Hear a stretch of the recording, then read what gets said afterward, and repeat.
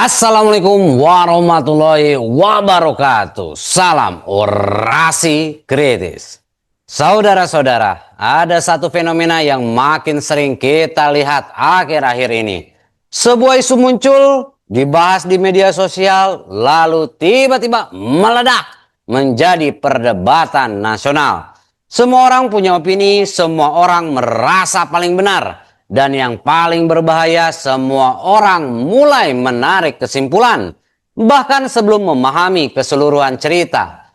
Kita hidup di zaman di mana potongan video 30 detik bisa membentuk persepsi jutaan orang. Kita hidup di era di mana satu kalimat yang dipotong bisa mengubah makna sepenuhnya. Dan kita juga hidup di masa di mana emosi seringkali mengalahkan logika. Isu yang akan kita bahas kali ini bukan isu kecil. Ini menyentuh kredibilitas seorang pemimpin, kepercayaan publik, dan bahkan stabilitas cara berpikir masyarakat kita sendiri. Karena ketika sebuah tuduhan dilempar ke ruang publik, entah itu benar atau tidak, dampaknya tidak pernah kecil. Nama baik bisa hancur, kepercayaan bisa runtuh, dan yang paling parah, kebenaran bisa jadi kabur. Sekarang masalahnya bukan cuma siapa yang benar, tapi juga siapa yang paling berhasil mempengaruhi cara kita berpikir.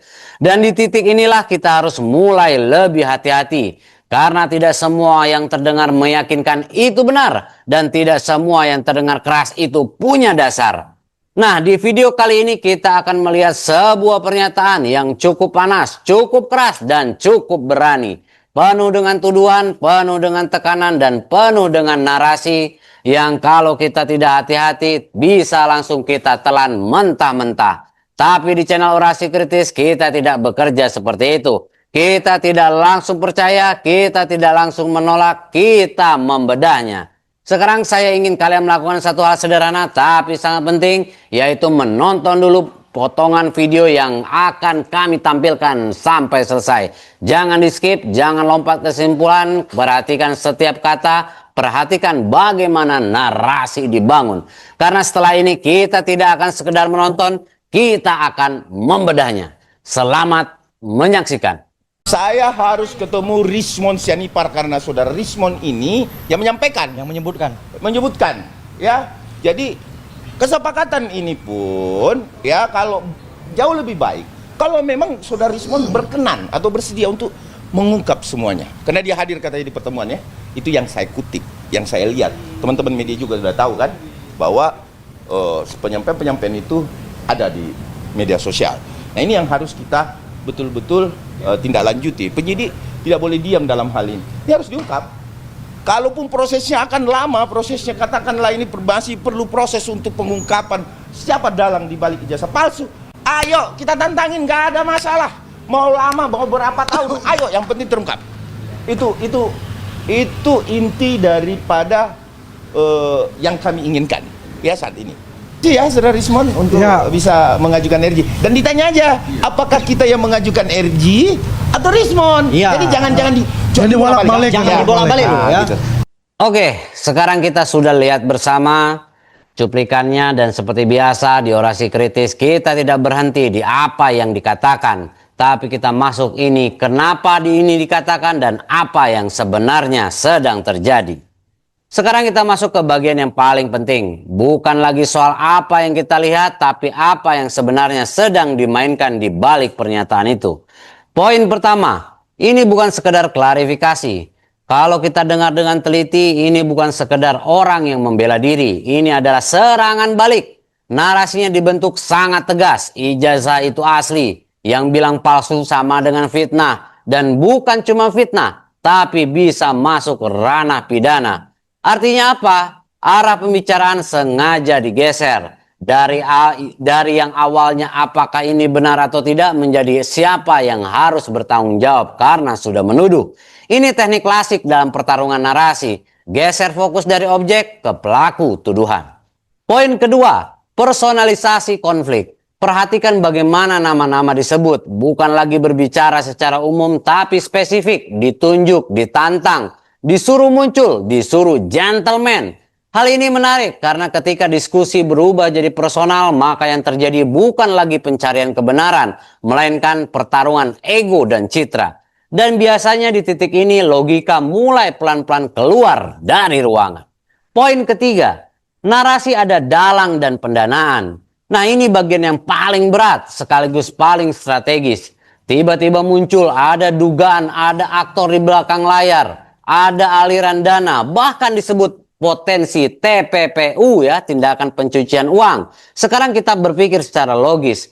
Kalau ini benar, ini kasus besar. Kalau ini tidak benar, ini adalah framing yang besar. Masalahnya di dalam pernyataan tadi klaimnya besar, tapi detailnya minim. Tidak ada angka, tidak ada bukti konkret yang dijelaskan ke publik. Yang ada adalah keyakinan ditambah tekanan dan pengulangan. Dan ini seringkali cukup untuk membentuk opini.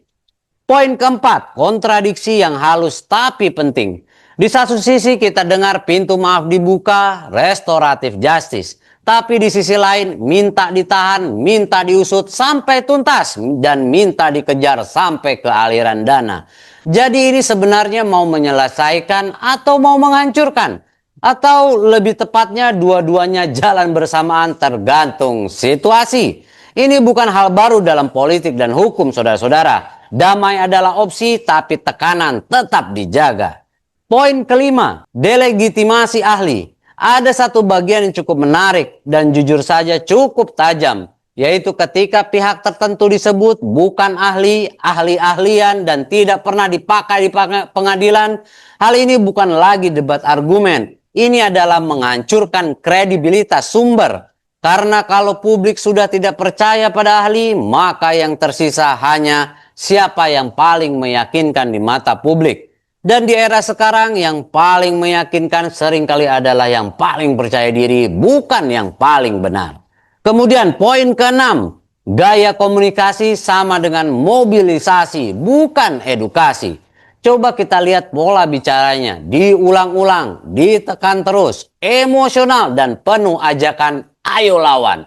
Hal ini bukan gaya diskusi ilmiah, ini bukan gaya penjelasan hukum yang dingin. Ini adalah gaya menggerakkan massa. Targetnya bukan hakim, targetnya bukan akademisi, targetnya adalah opini publik.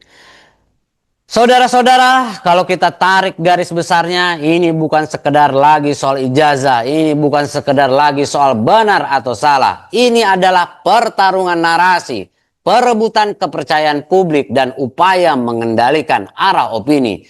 Dengan strategi yang pertama membalik posisi dari tertuduh menjadi penuduh. Yang kedua memperluas isu menjadi dugaan konspirasi. Dan yang ketiga menekan lawan secara moral dan hukum sekaligus. Dan di tengah itu semua itu publik ditempatkan sebagai penonton yang diharapkan percaya tanpa benar-benar menguji. Saudara-saudara, di channel Orasi Kritis kita tidak berdiri di kubu manapun. Kita berdiri di satu hal yang sederhana, tapi sering dilupakan, yaitu akal sehat. Kalau sesuatu itu benar, harus bisa dibuktikan. Kalau sesuatu itu salah, harus bisa diuji. Bukan sekedar diulang-ulang sampai terdengar benar. Karena ketika opini lebih kuat dari fakta dan emosi lebih cepat dari logika, disitulah kita mulai kehilangan arah sebagai masyarakat sipil. Sekarang giliran kalian. Menurut kalian ini murni penegakan hukum? Atau ini permainan narasi yang lebih besar? Tulis di kolom komentar dan ingat, jangan cuma jadi penonton. Jadilah orang yang berpikir. Saya pamit, sampai jumpa di orasi berikutnya.